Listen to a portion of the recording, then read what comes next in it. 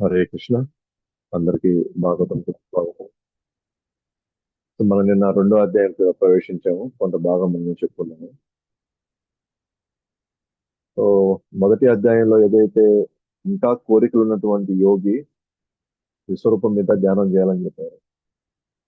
అట్లా విశ్వరూపం మీద ధ్యానం చేసే వాళ్ళకి ఎవరైనా ఉన్నారా, మనకు ఒక ప్రామాణికంగా ఒక రోల్ మోడల్, ఒక ఎగ్జాంపుల్ ఎవరైనా ఉన్నారా అంటే బ్రహ్మాజీ స్వయంగా విశ్వరూపం మీద ధ్యానం చేసే ఆయన ఈ సృష్టిని పునర్నిర్మించాలనేటువంటి ఆలోచనలు వచ్చాయి. సో ఆ పునర్నిర్మించే ఆలోచనలు రాక ముందర ఆయన చేసింది విరాట్ ధ్యానం అన్నమాట. మరి ఇక్కడ సుఖదేవ్ గోస్వామి కర్మకాండ అంటే కోరికలు తీర్చుకోవాలనే ఉద్దేశంతో జీవించే అలాంటి వాళ్ళందరినీ ఖండించాడు అన్నమాట ఇక్కడ. ఎస్పెషల్ గా అవసరాలు మనం మన జీవితంలో కొన్ని అవసరాలు ఉంటాయి. కానీ అవి కనీస అవసరాలు ఉంటే చాలు, అవి తీర్చుకోవడానికి మనం కష్టపడితే చాలు. ఏదో శరీరం కావాలి కొన్ని కార్యక్రమాలు చేయడానికి, కాబట్టి నాకు శరీరం కావాలి కాబట్టి దానికి ఎంత అవసరమో అంతవరకు అని చెప్పి మనం అంతా చెప్పుకున్నాం అనమాట. ఇవన్నీ కూడా కనీస అవసరాలంటే మనం ఈ మంచాలు, పొరుపులు, దిండ్లు, కంచాలు, ఇవన్నీ మనకు అవసరాలు అంటే అవి కూడా అవసరం లేదు మనకి. మనకున్నటువంటి మినిమం నెసెసిటీస్, మినిమం రిక్వైర్మెంట్స్, వాటితో మనం మన జీవితాన్ని గడుపుతూ మిగిలిన సమయం అంతా కూడా పరమాత్ముడి యొక్క ఆరాధించడం, నిమగ్నం అవడంతో అజ్ఞానం నాశనం అవుతుంది, ముక్తికి దారి తీస్తుంది అని చెప్పి చెప్తున్నారు.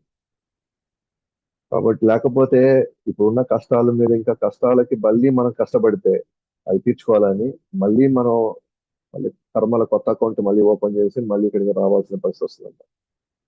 కాబట్టి ఎవరైతే కోరికలు లేవో అటువంటి యోగి ఏం చేయాలంటే పరమాత్ముడి మీద ధ్యానం చేయాలి. ఆ పరమాత్ముడి యొక్క రూపం నేను మనం చెప్పుకున్నాం ఏంటంటే ఆయన నేత్రాలు ఎలా ఉన్నాయి, ఆయన ఛాతి, ఆయన చేతులు, పాదాలు కంకణాలతో ఉంటాయి, కేశాలు ఉంగరాల్లాగా ఉంటాయి. కాబట్టి ఆ, ఆయన ఈ అనాసక్తి గల యోగి అంటే కోరికలు లేనటువంటి యోగి ఆయన ఆ యొక్క పరమాత్ముడి యొక్క పాదాల నుంచి క్రమక్రమంగా ముఖార విందం వైపు నిదానంగా ఆయన ఆ, ధ్యాస పెట్టుకుంటూ వస్తాడు అన్నమాట. కానీ కోరికలు ఉన్న వాళ్ళు మాత్రం విశ్వరూపం మీద వెళ్తారు, కోరికలు లేకపోతే మాత్రం పరమాత్మ మీద వెళ్తారు. కాబట్టి తర్వాత ఈ రోజు ఆయన ఎలా తన శరీరాన్ని త్యజిస్తాడు, అనాసక్తి గల యోగి తన శరీరాన్ని ఎలా త్యజిస్తాడు, దానికి సంబంధించిన శిక్ష ఏంటి, ప్రక్రియ ఏంటి. సో యమ నుండి ప్రత్యాహారం వరకు అందరూ సేమే.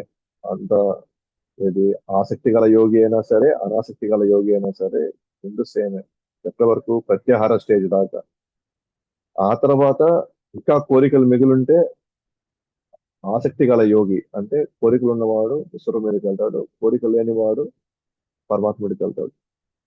సో ఇతను ఏం చేస్తాడు, ఆ, మనసుని బుద్ధిలో కలుపుతాడు, బుద్ధిలో ఆ, నిర్జేయేటట్టుగా కలపడం చేస్తాడు. బుద్ధి ఆత్మలో కలుస్తుంది, ఆత్మ పరమాత్ముడి మీద పూర్తి ఫోకస్ పెడుతుంది అన్నమాట. అప్పుడు ఆ స్థితిలో అత్యంత ఆనందాన్ని పొందుతాడు. అటువంటి వ్యక్తి భౌతిక జీవనం విధానం మీద అతనికి ఎటువంటి ఇష్టం ఉండదు అనమాట. అంటే అక్కడ సమాప్తం అయిపోతుంది. ఇంకా అతనికి భౌతిక జీవన విధానంలో ఏమాత్రం అనుభవించాలని తనకి ఏమాత్రం అసలు కోరిక ఉండదు. ఎప్పుడైతే అట్లా సమాప్తం అయిపోతుందో అంటే భౌతిక జీవన విధానం పైన అతను ఆధారపడాల్సిన అవసరం లేదు, ఆటోమేటిక్ గా అతను కాలము, దేవతలు, గుణాలు, అహంకారం, ప్రకృతి వాటి ప్రభావం ఏమాత్రం అతని మీద ఉండదు. ఇంకప్పటి నుంచి ఇంకప్పటి నుంచి ఆకలి, దప్పికలు ఇవన్నీ అసలు ఏవి అన్నమాట. ముసల్తనం మనకి అనిపించదు. ముసల్తనం అనిపించదు మనకి. భౌతికంగా వచ్చే మనకి భయాలు ఇవేవి ఉండవు అన్నమాట ఆ స్థితిలో. కాబట్టి యోగి క్రమంగా భగవంతుడికి అనుకూల అంశాలు మాత్రమే స్వీకరిస్తూ అనుక్షణం భగవంతుడి పాదాలను తలుచుకుంటూ ఉంటాడు. ఇప్పుడు క్రమంగా ఎక్కడైంది, క్రమంగా భగవంతుడికి ఇష్టమైనటువంటి కార్యాలే చేస్తాడు అన్నమాట. ఆయన అంశాలు అనుక్షణం స్వీకరిస్తూ భగవంతుడి యొక్క పాద పద్మాలను తలుచుకుంటూ ఉంటాడు. అంటే ఇప్పుడు ఎక్కడ ధ్యానం పెట్టాడు, ఇప్పుడు నేను చెప్పాను కదా, భగవంతుడి మీద అంగంగాలు మనం ధారణలో అన్ని అంగాలు చూసుకుంటూ వెళ్తాడు, పాదాల దగ్గర నుంచి ముఖార విందం దాకా. ఇప్పుడు నెమ్మదిగా ఎక్కడికి వెళ్ళాలి? ధ్యానంలోకి వెళ్ళాలి, ఆ తర్వాత సమాధి. అంటే నెక్స్ట్ ధ్యానం దేని మీదకి వెళ్తున్నాడు?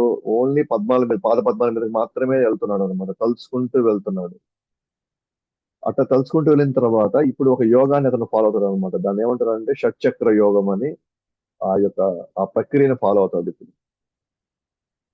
అది ఆ ప్రక్రియను ఫాలో అవడం వల్ల అతను ముక్తికి దారి తీస్తుంది. అంటే తాను ఈ శరీరం వదిలేసి వెళ్ళిపోతాడు అతను.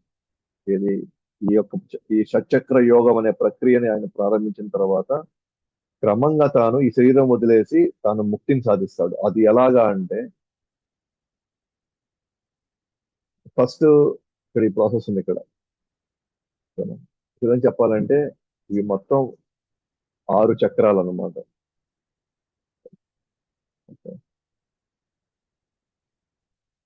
సో ఇది సహస్ర చక్రం అనేది అది బ్రహ్మరంధ్రం లాంటిది. అది పైన మొత్తం కింద చూడండి, 6 చక్రాలు ఉన్నాయి కింద మిగతావి. ఇవన్నీ ప్రతి మనిషిలోనూ అవన్నీ ఎక్కడంటే అవి శక్తిని బాగా ఆ, బాగా విభజించేటువంటి ఆ, కేంద్రాలు అన్నమాట అవన్నీ. ఇవి వరుసగా ఉంటాయి. కింద మనం మలమూత్రం పోయేటువంటి ఆ ఆ స్థానం దగ్గర నుంచి, మలం పోయే స్థానం దగ్గర నుంచి తర్వాత మన ఆజ్ఞా చక్రం ఇక్కడ వరకు వరుసగా ఈ చక్రాలు ఉంటాయి అన్నమాట. ఇది మన మోడర్న్ సైన్స్ కి, సైంటిఫికల్ సైన్స్ కి వాటి కనబడదు ఇది. ఇది ఆధ్యాత్మికమైన వ్యక్తులకి ఈ యొక్క ఈ ఎనర్జీ సెంటర్స్, ఈ ఈ శక్తి కేంద్ర బిందువులు ఇవి కనబడతాయి అన్నమాట. ఇవేం చేస్తాయంటే ప్రాణవాయువుని శరీరం అంతా వ్యాపించేలాగా ఆ సెంటర్స్ లో అవి అవి విస్తృతంగా తిరుగుతూ ఉంటాయి అన్నమాట. అవి అట్లా తిరుగుతూ తిరుగుతూ ఏం చేస్తాయి? శక్తిని శరీరం అంతా వ్యాపింపజేస్తాయి ఆయా ఏరియాస్ లో ఇవన్నీ కూడా. అయితే యోగి ఏం చేస్తాడంటే ఎప్పుడైతే తాను ఇంకా వెళ్ళిపోవాలనుకుంటాడో ఆ ప్రాణవాయువుని ఒక్కొక్క చక్రం నుంచి ఇంకో చక్రానికి ట్రాన్స్ఫర్ చేస్తూ చేస్తూ చేస్తూ కిందది మూలాధార చక్రం అన్నమాట. ఆ తర్వాత స్వాదిష్టాన చక్రం, ఆ తర్వాత మణిపుర చక్రం, ఆ తర్వాత అనాహత చక్రం, ఆ తర్వాత విశుద్ధ చక్రం, ఆ తర్వాత ఆజ్ఞా చక్రం, అండ్ చివరిది సహస్ర చక్రం లేదా బ్రహ్మరంధ్రం అంటారు. మొత్తం ఈ చక్రాలన్నిటిలో ఇంకా ప్రాణవాయువుని బయటికి పోనిద్దాన్ని. బయటికి ఎందుకు ఎట్లా పోనీయకుండా ఉంటారంటే మిగతా నవరంధ్రాలన్నీ మూసేస్తారు అన్నమాట. ఇప్పుడు కళ్ళు రంధ్రాలు, ముక్కులోంచి వచ్చే ఇవి రంధ్రాలు, నోరులో వచ్చే రంధ్రాలు, అట్లా. ఓకేనా? అట్లాగే మన మలమూత్ర ద్వారాలు కూడా రంధ్రాలే అన్నమాట బయటికి వెళ్ళడానికి. అట్లా నవరంధ్రాలు వాళ్ళు మూసేస్తారు అనమాట. అంటే ప్రాణవాయువుని బయటికి బానీయకుండా మూసేసి ఆ ప్రాణవాయువుని ఒక్కొక్క చక్రం మీదకి వాళ్ళు తీసుకువెళ్తూ తీసుకువెళ్తూ వాళ్ళు ఇది చాలా కఠినమైన సాధన అన్నమాట ఇది. కానీ గత గత యుగాల్లో ఈ సాధన చేసేవాళ్ళు, ఏది సర్వసాధారణ వ్యక్తులు కూడా. అయితే కలియుగంలో ఈ సాధన చేయడానికి కావాల్సినటువంటి వాతావరణం మనకు అంత చైతన్యం కానీ శక్తి సామర్థ్యాలు కానీ లేవు అన్నమాట. అందుకనే ఇప్పుడున్న పరిస్థితుల్లో ఈ విధంగా అంత పవిత్రంగా బతకాలన్నా, ఆ చైతన్యం రావాలన్నా సరే ఈ రోజున్న పరిస్థితులు అసలు అనుకూలించవు. కాబట్టి అసలు మనం దీని గురించి అసలు మర్చిపోవచ్చు అన్నమాట. కానీ ఎవరైతే అష్టాంగ యోగాన్ని ఫాలో అవుతూ భగవంతుని చేరుకోవాలనుకుంటున్నారో వాళ్ళు ఖచ్చితంగా ఈ సాధన చేయాలి వాళ్ళు. మనం అన్ని చేయాల్సిన అవసరం లేదు. మనం శ్రవణం, కీర్తనం, స్మరణం, భగవానుడి యొక్క సేవ, మంచిగా భక్తులు మధ్యలో కృష్ణ కథ వినడం, ఇవి చేసుకుంటే మనకు చాలు. అవి దీనికంటే కూడా ఇంకా చాలా సులభంగా, చాలా త్వరగా భగవంతుని చేరుకోవచ్చు మనం. అది కూడా భగవంతుని ఇప్పుడు మనకి ఈ అధ్యాయంలో వస్తుంది. మనం చేసే భక్తి ఎంత శక్తివంతమైందో, ఆ, ఎంత సులభమైందో అనేది. ఇప్పుడు మనం చూసామంటే ఒక్కొక్క చక్రంలో ప్రాణవాయువు బయటికి బానికుండా ఒక చక్రం నుంచి ఇంకో చక్రానికి ట్రాన్స్ఫర్ అవుతూ వస్తుంది అనమాట ప్రాణవాయువు. అట్లా పోతూ పోతూ పోతూ పోతూ ఫైనల్ గా వాళ్ళు ఏం చేస్తారు? ఆజ్ఞా చక్రం నుంచి సహస్ర చక్రాన్ని లేదా బ్రహ్మరంధ్రం నుంచి ఆ ప్రాణవాయువు ఇంకా బయటికి పోవడానికి అవకాశం లేదు కదా, ఎందుకంటే అన్ని రంధ్రాలు మూసేశారు. కాబట్టి ఇంక ఇక్కడ నుంచి బయటికి వెళ్తుంది. ఇంకా ఇక్కడ ఉన్నట్టు ఇది ఇది అత్యంత బాగా సున్నితమైనటువంటి ప్రదేశం అనమాట. మీరు కానీ చూస్తే చిన్నపిల్లలు పుట్టిన తర్వాత ఇక్కడ మాత్రం బాగా చాలా మృదువుగా ఉంటుంది ఇక్కడ. మిగతా ఏరియాలో తల చూసుకుంటే కొంచెం గట్టిగా ఉన్నా సరే ఈ ఏరియాలో మన నూనె అవి పెడుతూ ఉంటారు. సో ఇక్కడ కాబట్టి దానికి ప్రాణవాయువుకు బయటికి ఎట్టపోవాలో తెలియక ఆత్మతో సహా ఆత్మతో సహా ఏడు నుంచి బయటకు వచ్చేస్తుంది అన్నమాట. ఇది అష్టాంగ యోగం ఫాలో అయ్యే వాళ్ళు వాళ్ళ యొక్క శిక్షణ, వాళ్ళ ప్రక్రియ ఇలా ఉంటుంది. అయితే మనం కానీ ఇప్పుడు మనలాంటి వాళ్ళకి ప్రాణవాయువు ఎటు నుంచి పోతుంది మరణించేటప్పుడు? ఖచ్చితంగా అది బయటికి వెళ్ళాల్సిందే. ఎటు నుంచి వెళ్తుందంటే మిగతా రంధ్రాలన్నీ తెరుచుకున్నాయి కదా మనకి. కాబట్టి మిగతా రంధ్రాలు ఏ రంధ్రాల నుంచి బయటకు వెళ్ళదు. మిగతా రంధ్రాల నుంచి బయటికి వెళ్ళింది అనుకోండి, వాళ్ళు మళ్ళీ తిరిగి వచ్చేస్తారు ఇక్కడికి. ఖచ్చితంగా నెక్స్ట్ టైంలో వాళ్ళు మళ్ళీ తిరిగి వస్తారు. ఎవరైతే ఈ విధమైన సాధన చేసి ప్రాణవాయువుని బయటికి పోనీయకుండా అన్ని రంధ్రాలు వాళ్ళు మూసుకోగలుగుతారో వాళ్ళు అంతిమంగా ఏడు నుంచి బయటికి వెళ్తుంది. అటువంటి వాళ్ళు మోక్షాన్ని పొందిన దాంతో సమానం అన్నమాట. కాబట్టి ఇప్పుడు మనం చూస్తుంటాం మన ఇళ్ళలో ఇప్పుడు పెద్దవాళ్ళు చనిపోయినప్పుడు కానీ హాస్పిటల్ మనం చూసినప్పుడు ఏంటంటే కొంతమంది అట్లా నోరు అట్లా చెప్పి చనిపోతారు. కొంతమంది కళ్ళు బాగా ఇట్లా తెరిచి చనిపోతారు. అంటే అర్థం ఏంటంటే ప్రాణవాయువు ఈ రంధ్రాల నుంచి బయటికి వెళ్ళిపోయింది. అంటే ఆత్మ సూక్ష్మ శరీరంతో పాటు బయటికి వెళ్ళిపోయింది. ఇంకా మిగిలింది ఏముంది ఇక్కడ? స్థూల శరీరం. ఇంక స్థూల శరీరాన్ని మనం శవం అంటాం. ఎందుకంటే ఆ టైంకి ఇంకా శరీరం పనికిరానప్పుడు అండ్ టైం అయిపోయినప్పుడు దాని నుంచి బయటకు వచ్చేస్తారు. కాకపోతే యోగులకి ఆ శిక్షణ ఉంది. ఏంటది? రంధ్రాలు మూసేసుకొని ప్రాణవాయువుని ఒక్కొక్క చక్రం నుంచి ఇంకో చక్రానికి ఒక్కొక్క ఎక్కిస్తూ అంతిమంగా వాళ్ళు బ్రహ్మరంధ్రం నుంచి బయటికి తీసుకొచ్చేస్తారు. మరి వాస్తవానికి ఇంత కఠినంగా ఇంత ఏమంటారు ఇంత కష్టంగా ఉంటుంది అనమాట. అందుకే ఇదే విషయాన్ని 8వ అధ్యాయంలో భగవద్గీత కృష్ణుడు చెప్తాడు అనమాట. నాకు నాకు ఎవరైతే ఆ ఆ ఉత్తరాయణ సమయంలో పగటి పూట శుక్లపక్షంలో ఉన్నప్పుడు ఎవరైతే శరీరాన్ని వదులుతారో వాళ్ళు మళ్ళీ తిరిగి రారు. ఎవరైతే ఆ దక్షిణాయనం సమయంలో కృష్ణపక్షంలో సాయంత్రం వేళ నుంచి చచ్చిపోతారో వాళ్ళు మళ్ళీ తిరిగి వస్తారని. అంటే ఈ టైంలో చనిపోతే అంటే అర్థం ఏంటి అని అంటే ఆ యోగి తలుచుకుంటే ఎప్పుడు మరణించాలో తాను తలుచుకుంటే తాను ఈ ప్రక్రియతో తన శరీరాన్ని వదిలే అవకాశం తనకుంది. ఉదాహరణకి భీష్ముడు ఆ టైం ఎంచుకున్నాడు. అతను ఉత్తరాయణ సమయంలో శుక్లపక్షం పగటిపూట. అయితే ఆయనకి లక్కీ ఏంటంటే కృష్ణుడు చూస్తున్నాడు కాబట్టి 100% వెళ్ళిపోతాడు. మరి భక్తులు మరి ఈ ప్రక్రియలు చేయాలంటే ఎన్ని జన్మలు పడుతుంది? ఎన్నిసార్లు మనకు మానజన్మ వస్తే అసలు మనం ఈ సాధన చెయ్యాలి అంటే అయితే మనకి ఎప్పటికైనా అవకాశం మనకు ఉంటుందా అసలు? దీన్ని తలుచుకుంటేనే భయం వేస్తుంది అన్నమాట. కానీ కృష్ణుడు అంటాడు, నా భక్తులు ఇవన్నీ పట్టించుకోవాల్సిన అవసరం లేదు. నా భక్తులు అసలు ఒక ఉందనే వాళ్ళు అసలు ఆలోచించాల్సిన అవసరం కూడా లేదు. కానీ ఎందుకు ఇది ఎక్స్ప్లెయిన్ చేస్తాను సుఖదేవ్ గోస్వామి అంటే, చూసావా నాయన, నువ్వు చేయబోయేటువంటి ఏదైతే కృష్ణ కథ శ్రవణం, ఏదైతే నామ సంకీర్తన ఉందో, ఏదైతే సేవ చేస్తున్నావో ఒకసారి ఆలోచించు, అది ఎంత సులభమైందో అది.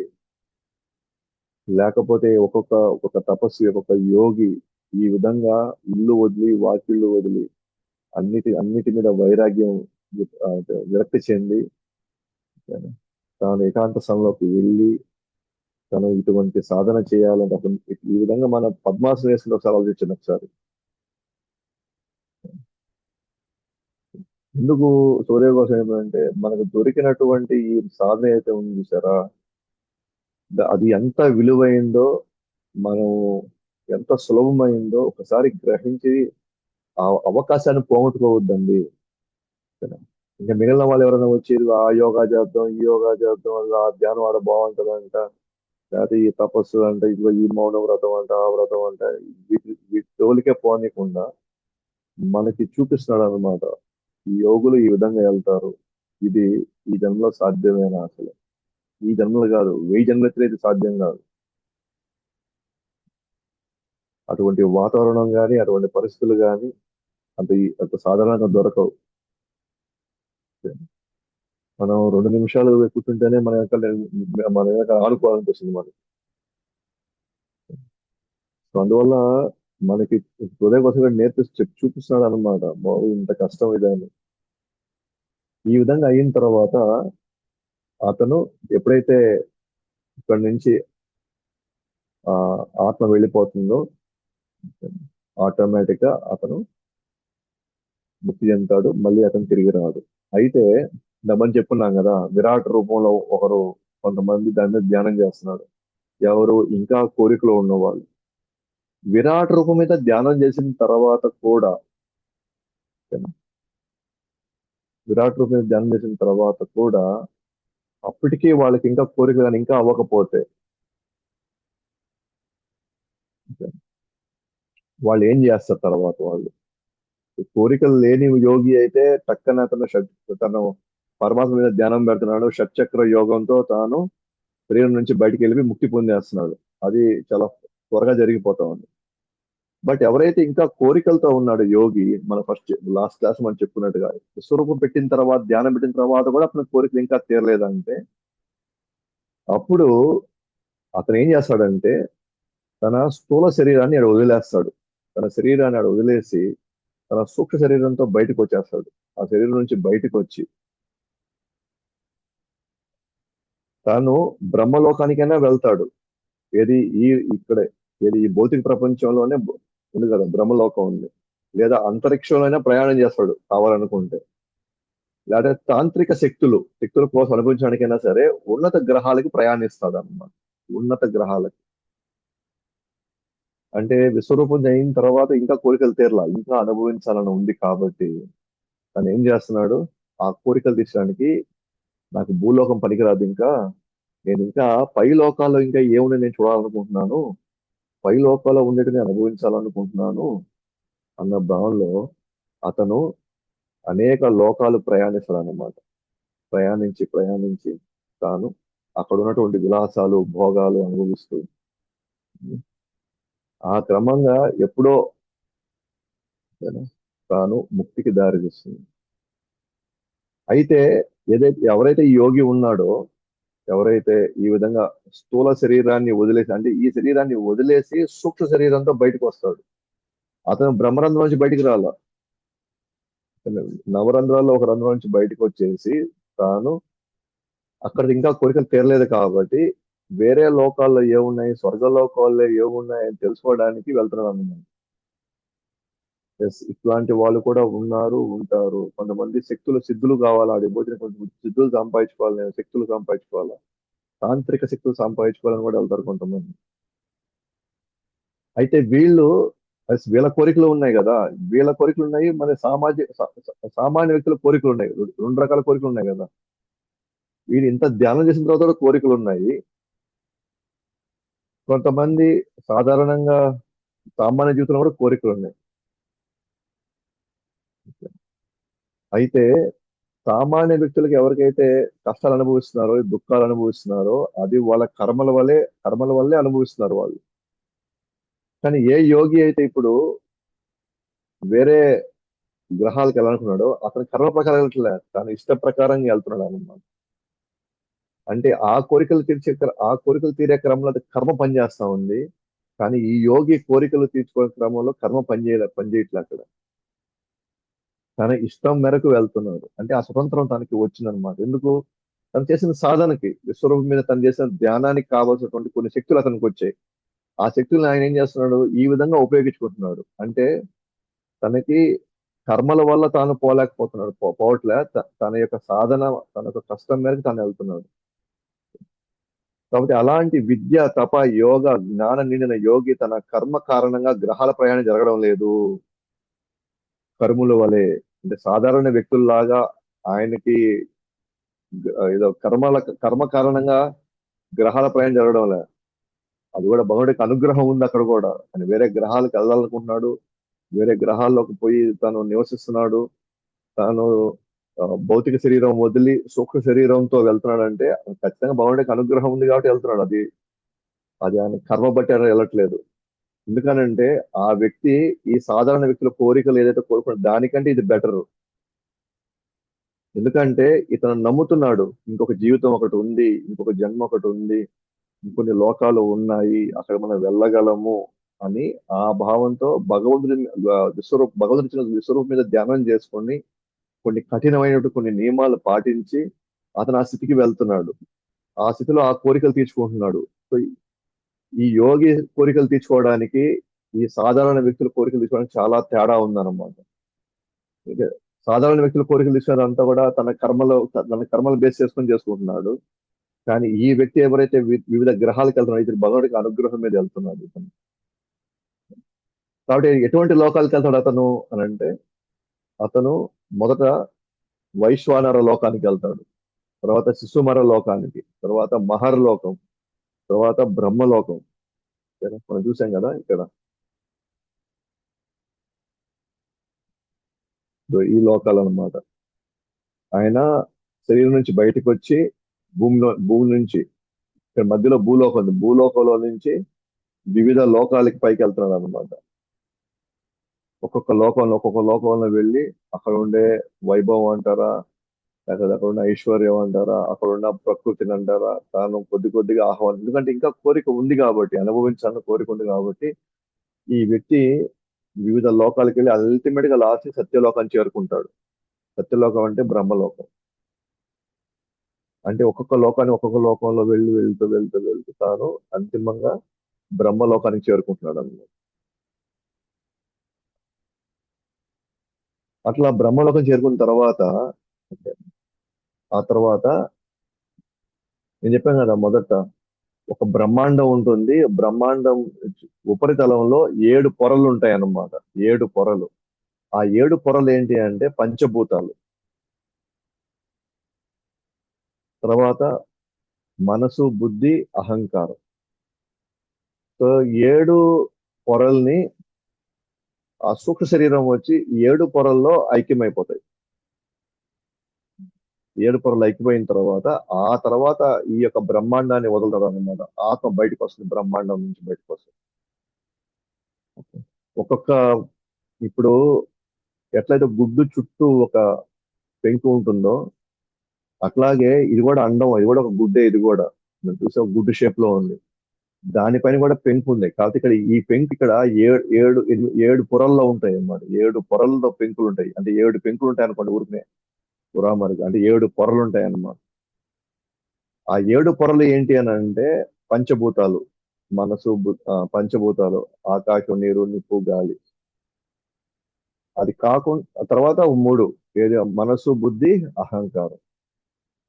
ఈ సూక్ష్మ శరీరంలో ఉన్నటువంటి మనసు, బుద్ధి, అహంకారం ఏదైతే ఉందో అది ఈ పొరల్లో ఉన్నటువంటి మనసు, బుద్ధి, అహంకారంలో రెండు కలిసిపోతాయి అన్నమాట.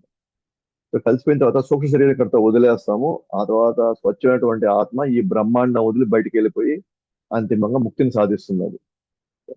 సో ఆ విధంగా రెండు రకాలటువంటి యోగులు ఉన్నారు కదా. ఒక యోగి ఏమో డైరెక్ట్ గా పరమాత్ముని ధ్యానం చేసి షట్చక్ర యోగం చేసుకొని ఇక్కడ నుంచి ఇక్కడే బ్రహ్మరంధ్రం నుంచి తను బయటికి వెళ్ళిపోతున్నాడు. ఇంకొక యోగి ఎవరైతే ఇంకా కోరికలు ఉన్నాయో అతను విశ్వరూపం మీద ధ్యానం చేసి ఆ తర్వాత ఇంకా కోరికలు అవ్వకపోతే తాను తన భౌతిక శరీరాన్ని పక్కన పెట్టేసి తన సూక్ష్మ శరీరంతో ప్రయాణిస్తున్నాడు. వివిధ లోకాలు ప్రయాణించి అంతిమంగా తాను ఆ ఆ 7 పొరల నుంచి బయటకు వచ్చేస్తున్నాడు అన్నమాట. అయితే ఇక్కడ అంటాడు అన్నమాట సుఖదేవ్ కోసం, చూసారా ఇదంతా జరిగే పనేనా ఇవన్నీ? ఇది మన అసలు సాధన చేసే అసలు పరిస్థితులు మనకు ఉన్నాయా అసలు? ఈ లెక్కన మనం ముక్తి పొందాలంటే ఇది అసాధ్యమయ్యేటట్టుగా ఉంది అంట. కానీ ఇప్పుడు అంటారు అన్నమాట సుఖదేవ్ గోస్వామి, సాధన భక్తి అన్ని మార్గాల కంటే అత్యుత్తమైనది. సాధన భక్తి అంటే ఏంటి? ఇప్పుడు మనం చేస్తున్నా చూసారా, శ్రవణం, కీర్తనం, స్మరణం, భగవద్ సేవ, కృష్ణ కథ, కీర్తన, ఆ, తీర్థయాత్రల ప్రయాణం, ఎటు చూసినా సరే భక్తుల సాంగత్యంలో కృష్ణుని తెలుసుకోవడం, ఇది సాధన భక్తి. ఇది కాబట్టి ఆయన ఏమంటాడంటే బాధలు పడే వారికి ఇది చాలా మంగళకరమైన మార్గం. భగవంతుడిపై ప్రేమను ఉత్పన్నమవుతుంది. భగవంతుడిపై ప్రేమ ఉత్పన్నమవుతుంది. ఇప్పుడు ఆ మార్గంలో షట్చక్ర యోగం ద్వారా ఆ, ఎవరైతే వెళ్తున్నారో, విశ్వరూప ధ్యానం మీద ఎవరైతే వెళ్తున్నారో వాళ్ళు లోకానికి వెళ్తున్నారు, కానీ భగవంతుడి మీద ప్రేమ ఎక్కడా లేదు అసలు. వాళ్ళకి భగవంతుడి మీద ప్రేమ కలగడం లేదు. వాళ్ళకి ఏంటంటే భౌతిక ప్రపంచంలో ఉన్నటువంటి జరిగే పనులు వాళ్ళకి విరక్తి పుట్టి వెళ్ళిపోవాలనుకుంటున్నారు వాళ్ళు. వాళ్ళు భగవంతుడి మీద ప్రేమతో వెళ్ళట్లే. కానీ ఎవరైతే సాధన భక్తి చేస్తారో, ఇది ఎవరైతే బాధలు పడుతున్నారో, అట్ ద సేమ్ టైం ఇంత కఠినమైనటువంటి ఇటువంటి మార్గాలు వాళ్ళు ఫాలో కాలేరో, వాళ్ళకి సులభంగా ఏం జరుగుతుంది, ఈ మార్గాన్ని ఫాలో అయితే, ఏది సాధన భక్తి మార్గాన్ని కానీ ఫాలో అయితే వాళ్ళు భగవంతుని చేరుకోవడం కాదు, భగవంతుని ప్రేమ ప్రేమ వాళ్ళు ఉత్పన్నమవుతుంది వాళ్ళు. అప్పుడు అడగచ్చు మనం క్వశ్చన్ అక్కడ, సుఖదేవ గోస్వామికి ఎలా తెలుసుదంట అని ఎలా నిర్ధారిస్తున్నాడు? ఎందుకంటే ఆయనే అటువంటి సాధన చేసి గత జన్మల్లో అతను ఏదైతే అంతిమంగా ఒక ఫలితం పొంది కొంత ఆనందంలో తను వెళ్ళాడో, దానికంటే కూడా కృష్ణ కథా శ్రవణం, ముఖ్యంగా భాగవతం ఇంకా చాలా ఆనందాన్ని ఇచ్చిందన్నమాట అతను. కూడా ఒక విధంగా చెప్పాలంటే ఆయనే అటువంటి ప్రక్రియను ఫాలో అయ్యాడు గత జన్మల్లో. ఆయన ఫాలో అయ్యి అది చాలా ఫాలో అయ్యి దాన్ని ఫలితం పొందాడు. చాలా ఆనందంగా ఉన్నాడు.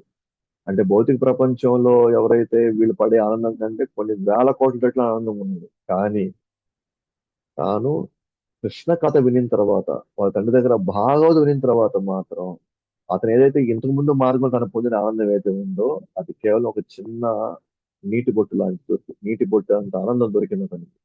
దేంతో పోలిస్తే ఆయన కృష్ణ కథలో పొందేటువంటి సముద్రం అంత ఆనందంతో పోలిస్తే, ఆయన ఆ నిరాకార బ్రహ్మన్ మార్గంలో ఏదైతే ఆయన ఏదైతే ఆయన ఫలితం పొందాడో, ఆ సముద్రానికి అది నీటి బొందు లాంటిది. అప్పుడు కొంతమంది అడగచ్చు ఏమని, అది ఆయన అనుభవం, అది ప్రామాణికత ఏంటి అంటే, అప్పుడు ఆయన చెప్పినమాట, బ్రహ్మ క్షుణ్ణంగా 3 సార్లు వేదాలు చదివిన తర్వాత బ్రహ్మ నిర్ణయించాడు, ఉన్న మార్గాల్లో కల్లా కూడా అత్యంత మంగళకరమైంది, శక్తివంతమైంది, సులభమైంది. అన్ని ఎన్నిసార్లు చదివాడు అంటే 3 సార్లు చదివిన తర్వాత,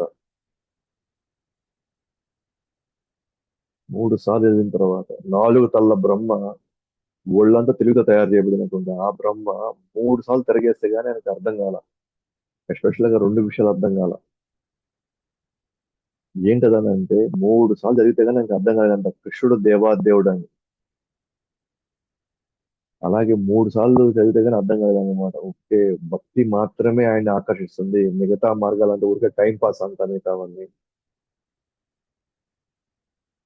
నిజంగా భగవంతుడి ప్రేమను మనం పొందాలి అంటే మిగతా మార్గాలు మనం ఫాలో అవ్వకపోయినా మనకు వచ్చిన నష్టం ఏమీ లేదు. అది మనకు తెలియకపోయినా అసలు నష్టం లేదు. వాళ్ళకి నేను నామ సంకీర్తన చేసుకోవాలా, కృష్ణ కథ చదివి నేను సేవలోకి ఉండాలి, భక్తుల సాంగత్యం ఉండాలి అన్న స్పృహ ఉంటే చాలు. ఆటోమేటిక్ గా వాళ్ళు అత్యంత స్థితిలోకి వెళ్తారు. ఎందుకంటే కృష్ణుడిని ప్రేమని పొందే స్థితికి వెళ్ళిపోతారు. ఇది ఎవరు చెప్తున్నారంటే బ్రహ్మ చెప్తున్నారు అన్నమాట స్వయంగా. ఇంకా బ్రహ్మ కంటే మించి ఎవరు దేవాదేవుడు, అంతకంటే బెస్ట్ మార్గం ఏంటి అని ఎవరు చెప్పగలుగుతారు మనకి? ఈ లోకంలో ఉన్న ఇన్స్టిట్యూట్ లో ఉండే వాళ్ళు, ఈ గురువులు చెప్తారా? ఈ ఫేక్ గురువులు చెప్తారు ఏంటి? ఏది బెస్ట్, ఏది అవసరం లేదు, ఏది అవసరం. సో సాక్షాత్ బ్రహ్మ చెప్తారు అనమాట. ఆయన 3 సార్లు తిరిగేశాడు అనమాట. అంటే 3 సార్లు, అంటే అంత క్షుణ్ణంగా చదివితే గానీ అర్థం కాదనమాట. భక్తి ఒకటి ఉంటే చాలు, కృష్ణుని ఒకరిని మొక్కితే చాలు అన్న విషయము బ్రహ్మ 3 సార్లు భేద చెప్తే కానీ ఆయనకు అర్థం కాదు. అంటే అంత రహస్యమైందనమాట. కృష్ణుడిని పూజించడం అంటే అంత రహస్యమైనది, అది అందరికీ అర్థమయ్యేది కాదు. వేద చదివిన అందరికీ అర్థం కాదు కృష్ణుడు శరణాగతి పొందాలని. లేకపోతే 3 సార్లు తిరిగేస్తే కానీ తెలియదు అనమాట. బ- ఏది భక్తి కంటే మించింది ఇంకా లేదు అని. కాబట్టి నిజంగా భగవంతుణ్ణి అందరి జీవుల్లో చూడాలి అనుకుంటే, అందరి జీవులు మనం భగవంతుని చూడాలి అనుకున్నాం అనుకోండి, ప్రతి జీవులో నేను పరమాత్మను చూడాలి అనుకున్నాం అనుకోండి, అది కొంత బుద్ధితో కొంత ఊహించగలము, కొంత దృష్టితో కొంత మనం చూడగలం. ఏది అందరు జీవులందరిలో భగవంతుని మనం చూడొచ్చు.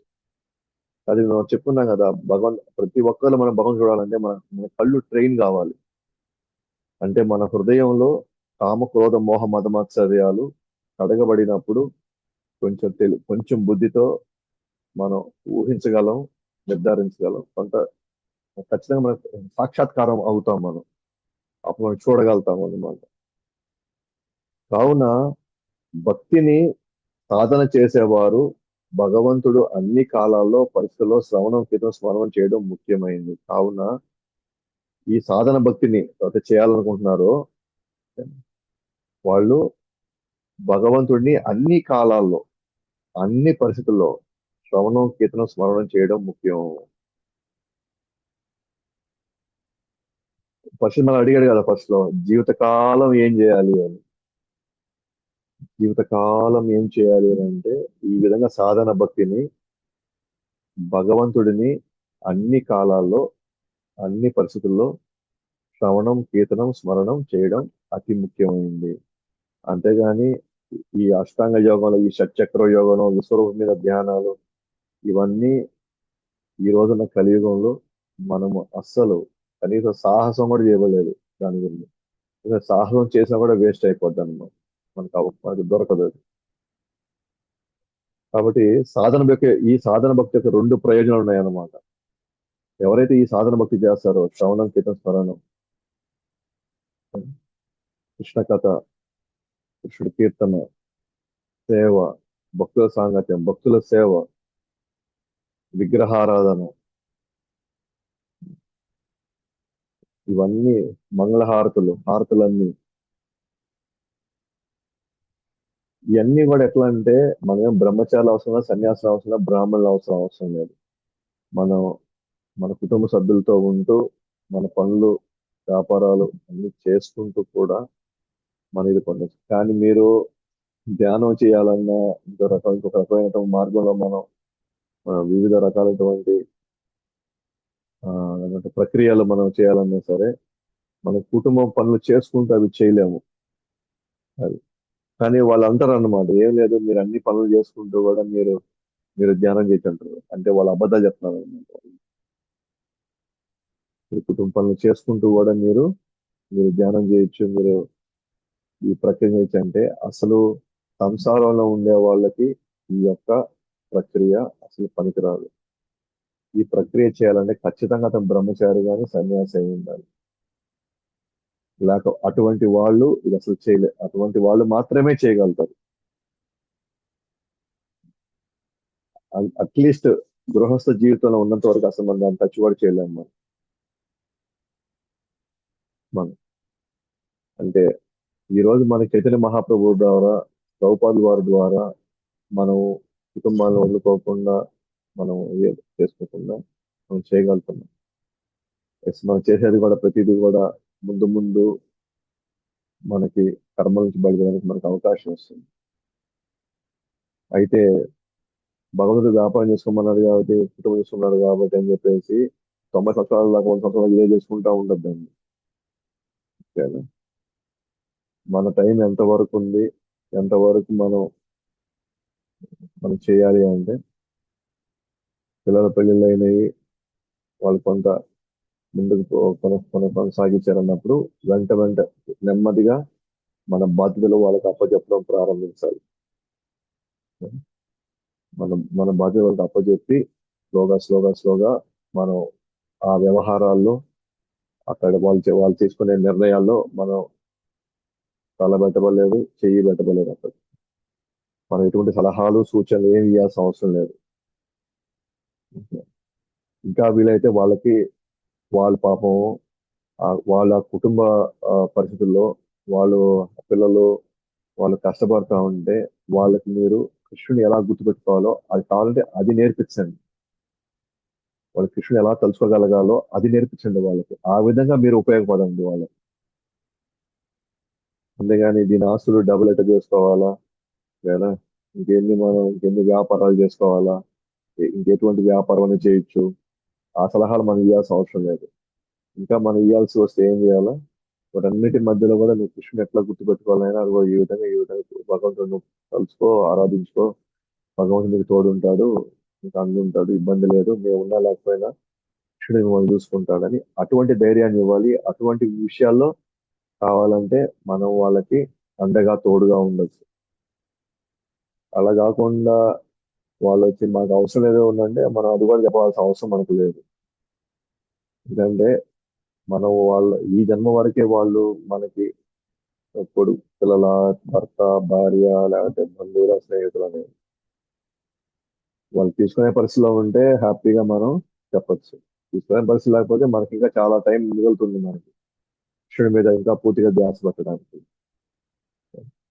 అంటే రెండు ప్రయోజనాలు ఉంటాయన్నమాట ఈ సాధన భక్తి చేయడం వల్ల.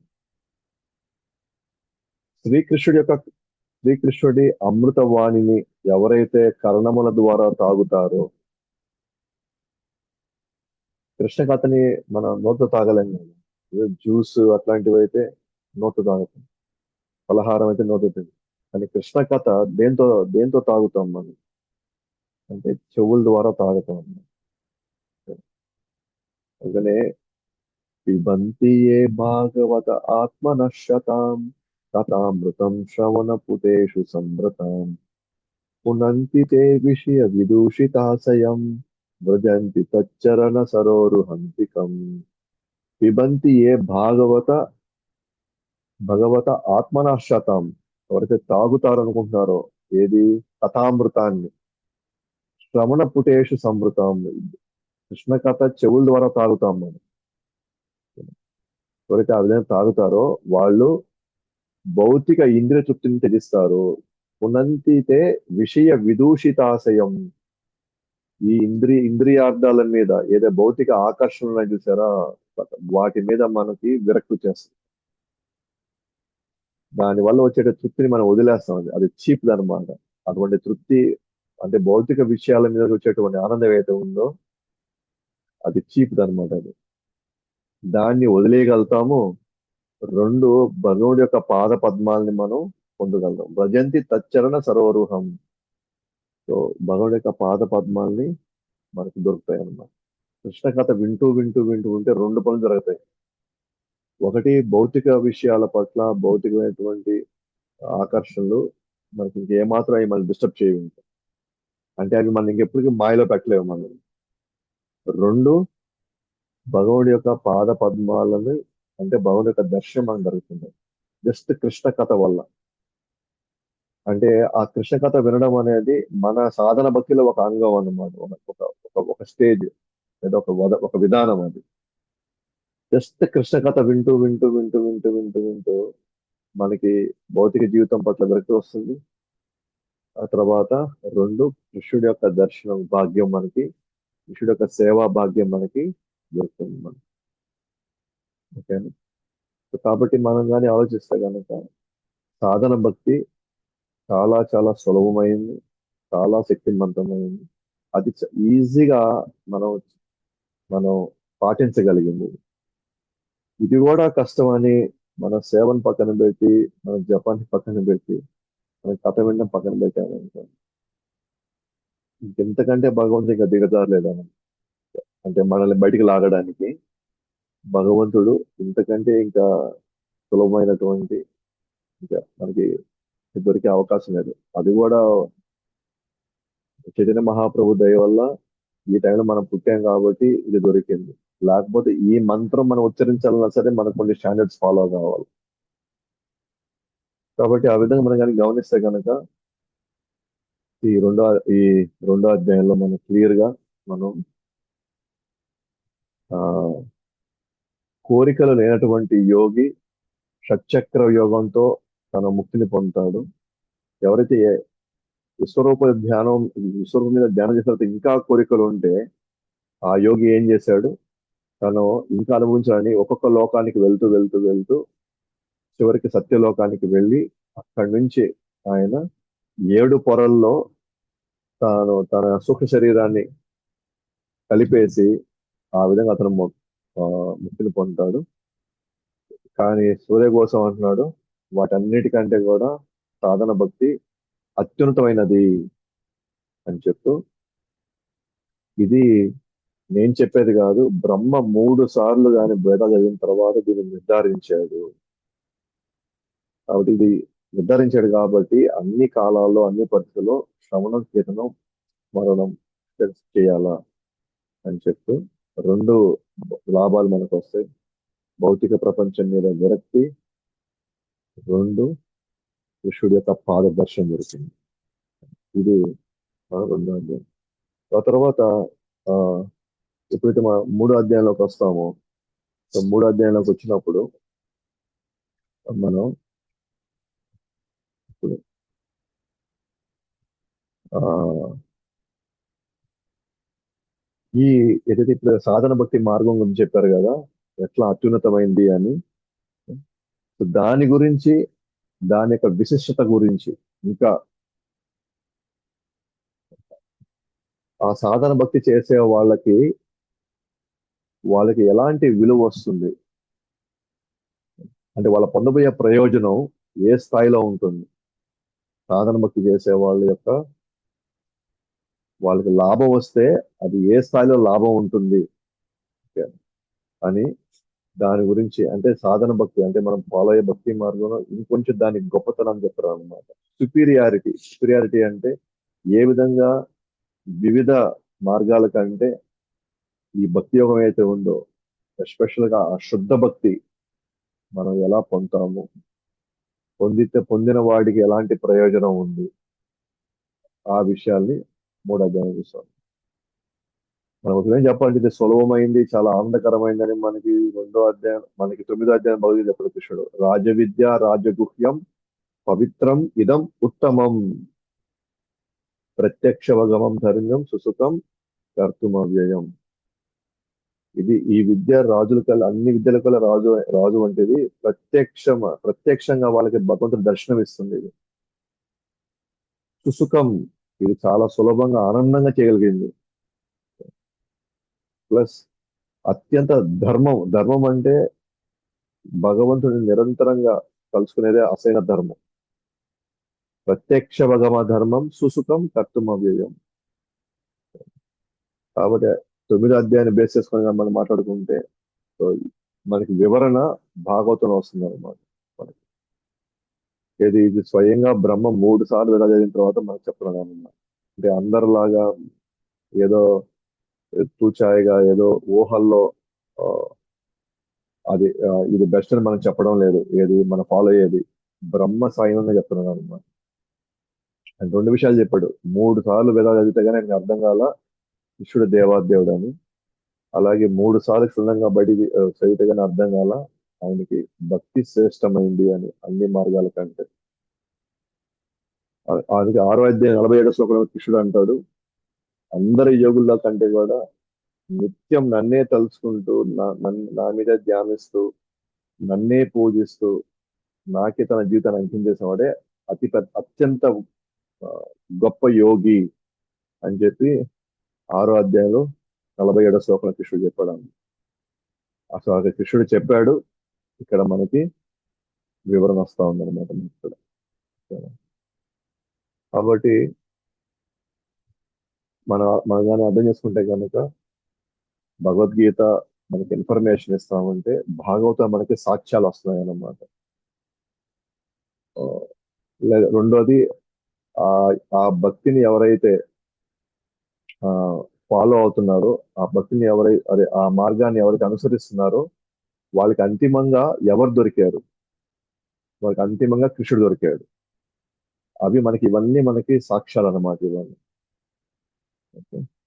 కాబట్టి మనం ఫాలో అయ్యేదాన్ని శ్రద్ధగా ఇంకా నమ్మకంతో మనం భక్తుల సాంగత్యంలో మనం ఫాలో అయితే ఈ షట్చక్ర యోగాలు, ఈ స్వరూప యోగాలు, ఆ ధ్యానాలు, ఈ శ్వాస మీద ధ్యాసలు, ఓకేనా, ఇవన్నీ ఆ, అసలు నథింగ్ అనమాట. అది విధంగా నథింగ్ అనే కాదు, అసలు అసలు అవి ఆమోద్యమైనవి కాదు, అవి ప్రామాణికమైనవి కాదు. కానీ ఈ మార్గంలో మనం కామన్ గా, మనం సాధారణంగా మనం అనుకున్నా సరే, ప్ర- ప్ర- నారదుల వారు, అన్నమాచార్యులు, త్యాగరాజుల వారు సర్వసాధారణంగా ఫాలో అయినటువంటి ఇదనమాట. రామానుచారులు, మధ్వాచార్యులు సర్వసాధారణంగా ఫాలో అయినటువంటి మార్గం అనమాట ఇది. సో వాళ్ళకి ఏ ఫలితం వస్తుందో మనం కూడా అదే విధంగా ఫాలో అయితే మనకు కూడా సేమ్ ఫలితం వస్తుంది. సో మిగిలింది మనం రేపు క్లాస్ లో చూస్తాం. సో చంద్ర శ్రీమద్ భాగవతం కి జై, అనంత కోటి వైష్ణవునికి, జగద్గురు శ్రీల ప్రభుపాద్ కి జై. జై గౌర్ ప్రేమానంద హరి.